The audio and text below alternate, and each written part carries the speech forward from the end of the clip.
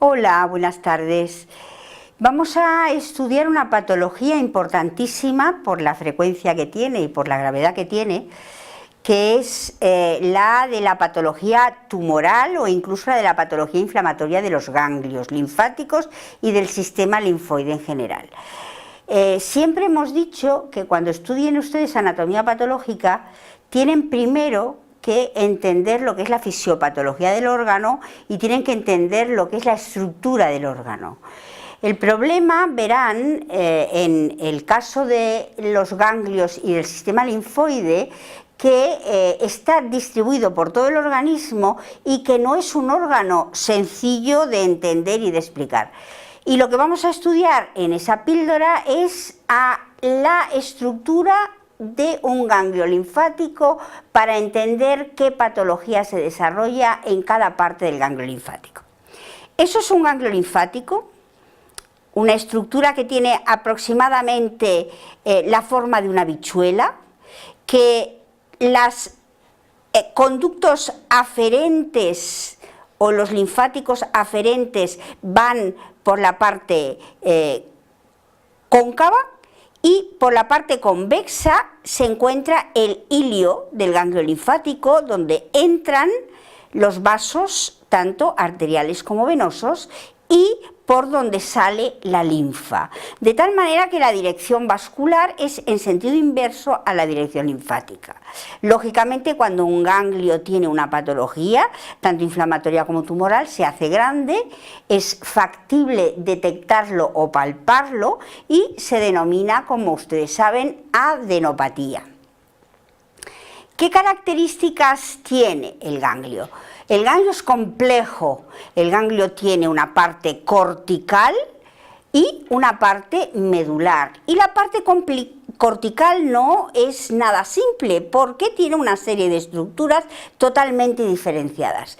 Las estructuras nodulares del córtex son los folículos linfoides dependientes B, que son estos que ven aquí, y la parte que está intermedia entre estos folículos linfoides en la zona del córtex es el paracórtex, que tiene dependencia T y que ustedes ven aquí.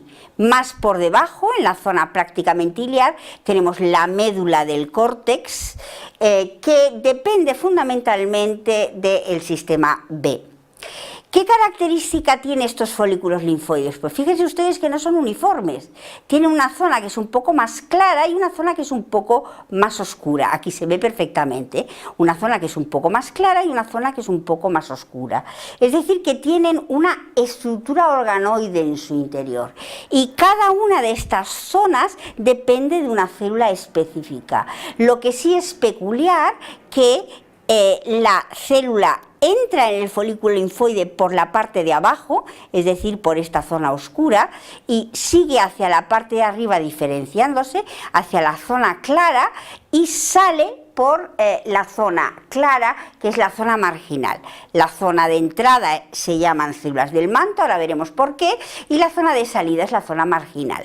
¿Qué pasa dentro del folículo linfoide? Las células pasan a ser cada vez más grandes, proliferan, hay una serie de detritus nucleares debido a la proliferación, que son estas áreas claras que se ven aquí, y a medida que se van diferenciando se van haciendo más pequeñitas o células cíticas, y son los centrocitos. De tal manera que la estructura de un folículo linfoide está orientada. En la parte inferior, la zona sur, es por donde entran, en la parte superior, la zona norte, es por donde salen. Lo que pasa es que la parte sur y la parte norte no necesariamente tienen un sentido perpendicular. Esta es la parte sur de este folículo y esta es la parte norte, esta es la parte sur de este folículo y esta es la parte norte, y así sucesivamente. Esto, que está muy bien estructurado en el folículo linfoide, ocurre también en la zona del paracórtex, pero está mucho menos estructurado. En la zona del paracórtex las células entran por las vénulas postcapilares, por lo tanto las vénulas postcapilares y los vasos en general son muy aparentes, de tal manera que cuando hay una patología de la zona T, lo que la caracteriza es la cantidad de vasos que tiene. entran por ahí y migran hacia la zona del paracortes, donde se ven células también grandes que van a proliferar y van a dar lugar a los linfocitos T. De las células que salen de un folículo linfoide luego migran hacia la médula para formar las células plasmáticas. ¿Qué características tiene el centro folicular? Bueno, ya lo hemos dicho, entran por abajo, por la zona del manto, suben hacia arriba, madurando progresivamente, por la zona oscura en la que las células son blásticas, hacia la zona clara en la que las células son cíticas. De tal manera que al principio de que se estimula un folículo, todas las células son blásticas, es decir, todas las células son oscuras, y estaría en la fase 1. Cuando empiezan a proliferar, quedan detritus nucleares, estas cosas claras, estos agujeros claros, que son histidocitos con detritus, y forman lo que se le llama el cielo estrellado. Y cuando empieza la diferenciación cítica, entra en el clásico zoning o folículo linfoide en zonas. ¿Por qué? Porque la zona interna es la zona oscura y la zona externa es la zona clara. Si nosotros viéramos las células a gran aumento, veríamos que las células van diferenciando con una morfología que ahora inmediatamente estudiaremos, totalmente diferente entre la zona de entrada y la zona de salida. Las células que salen de la zona de salida están ya sensibilizadas y van a dar lugar a las células plasmáticas. ¿Qué hace que una célula entre dentro del centro reactivo? Veremos que depende de una serie de características de la propia célula, pero fundamentalmente lo que determina que entre es esa célula que hay aquí, que es la célula dendrítica, que es la célula presentadora de antígenos. ¿Y qué significa presentadora de antígenos? Pues ahora verán ustedes lo que hacen estas células. Estas células cogen los antígenos, las proteínas que sean, que son anormales, las procesan, las fraccionan, las estructuran dentro del citoplasma, producen una serie de globulina que luego va a ir a la membrana, sobre la que se fija la proteína, y esa globulina es posteriormente eliminada hacia la superficie de la membrana con la proteína. En el momento que queda en la superficie de la membrana con la proteína queda expuesta a la acción de los linfocitos, que se ponen en contacto, y en ese contacto se activan y entran dentro del centro reactivo. Vamos a ver qué ocurre entonces en el ganglio. Nosotros podemos determinar perfectamente las zonas del ganglio, que son las de los folículos linfoides con su zona marginal, las zonas T del ganglio, que son las zonas intermedias entre los folículos linfoides, y luego tenemos las células plasmáticas y histiocitos, que son presentadores de antígenos. ¿Qué características tiene el centro reactivo? Uno lo ve y parece que todo es igual, pero en absoluto. Aquí tenemos células enormes. Esas células son centroblastos, nucleolos en la periferia, es decir, serían estas de aquí, nucleolos en la periferia. Luego que tenemos células linfoblásticas, células que tienen un nucleolo pequeñito, como este de aquí, uno pequeñito en esta zona, y son un poquito más densas. Y luego tendríamos las células centrocíticas. Las células centrocíticas típicamente tienen características en forma de zapatilla. Son células alargadas con una indentación que parece la suela de una zapatilla, y son estas células de aquí que inmediatamente van a transformarse en células plasmáticas. De tal manera que el centro reactivo tiene personalidad tremenda, y de cada una de estas células puede salir una patología tumoral. ¿Qué pasa en la médula? En la médula hemos dicho que habían fundamentalmente plasmáticas, ahora veremos que son un tipo de plasmáticas, y luego tenemos todos los sinusoides, donde hay una gran cantidad de histiocitos. ¿Qué hacen estos histiocitos cuando les entra la linfa por la parte superior? Los histiocitos capturan, procesan, limpian parte de la linfa que entra de forma que la linfa cuando sale no tiene alteración ninguna. Este es el ejemplo. ¿Qué es esto? Un ganglio con una metástasis. Esta es una de las patologías más frecuentes del ganglio, las metástasis epiteliales. ¿Por dónde han entrado estas células malignas? Han entrado por los vasos aferentes, los linfáticos aferentes. ¿Dónde se han quedado atrapadas? A veces se quedan atrapadas en la zona aferente, pero ¿dónde se han quedado atrapadas? Se han quedado atrapadas en los senos de la medular.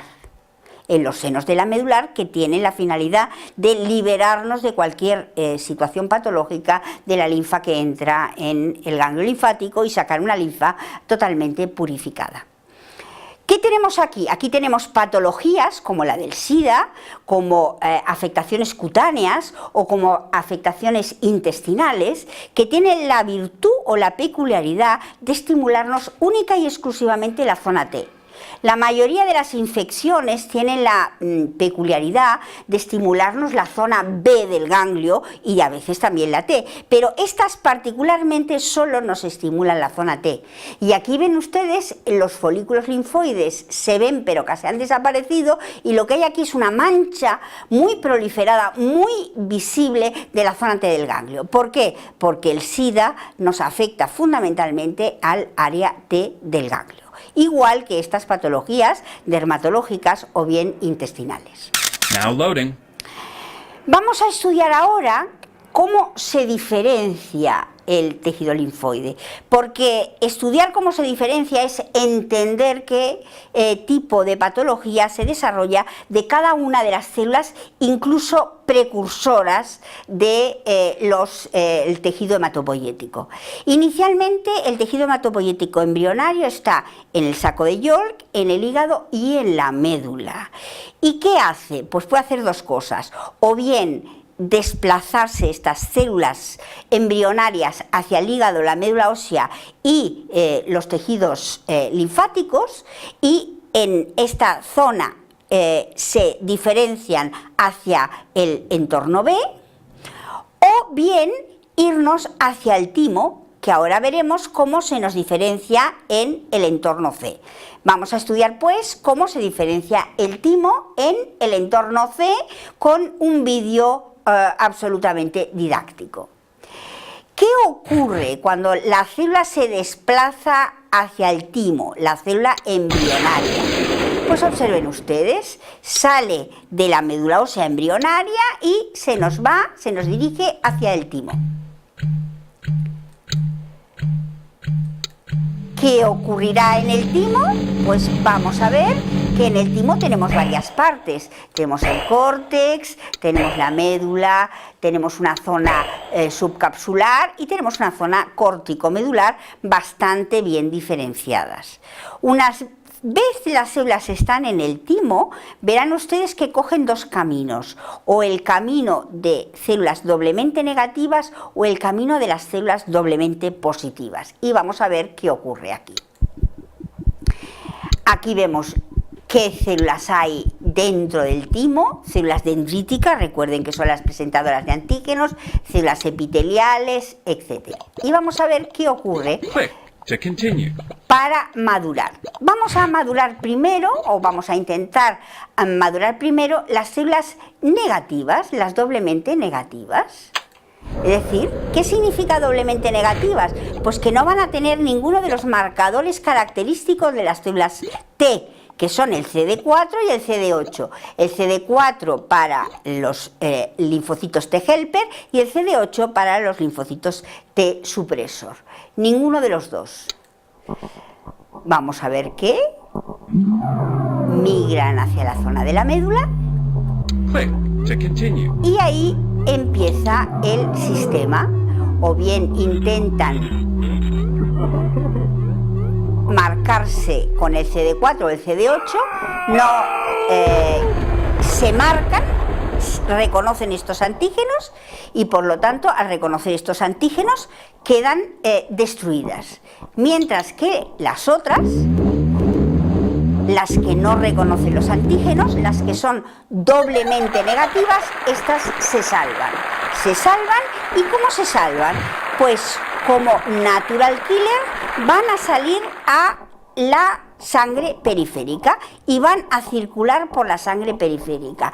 Elemento esencial en el caso de los linfomas, porque no todas las células circulan. Hay células que se quedan atrapadas en los órganos linfoides, mientras que hay otras que circulan. Aquí vemos que los linfocitos T doblemente negativos que forman los natural killer circulan y forman un 10% de los linfocitos circulantes. ¿Qué va a ocurrir con las células que van a ser positivas? Vamos a ver qué pasa con las células positivas. Aquí las tenemos, estas células se desarrollan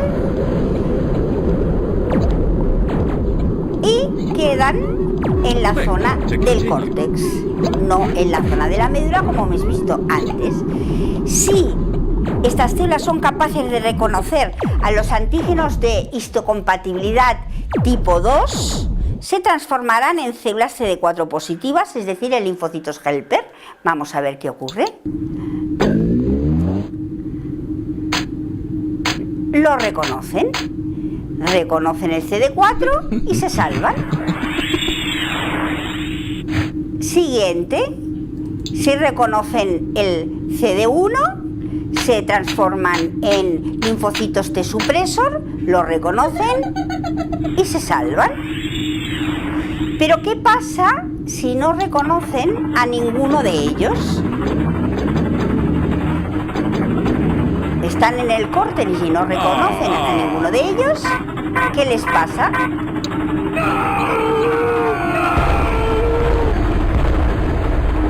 Se destruyen. Por lo tanto, ¿qué tenemos? Hemos salvado a los helper y a los supresor, que salen como linfocitos T, helper o supresor, que forman el 70% de los linfocitos circulantes, y hemos salvado a los doblemente negativos, que forman los natural killer. Ahora vamos a estudiar qué ocurre con las células de tipo B. Las células de tipo B han migrado a la médula ósea. Muy bien, en la médula ósea lo que sufren son mutaciones. Mutaciones que a ese nivel son mutaciones genéticas.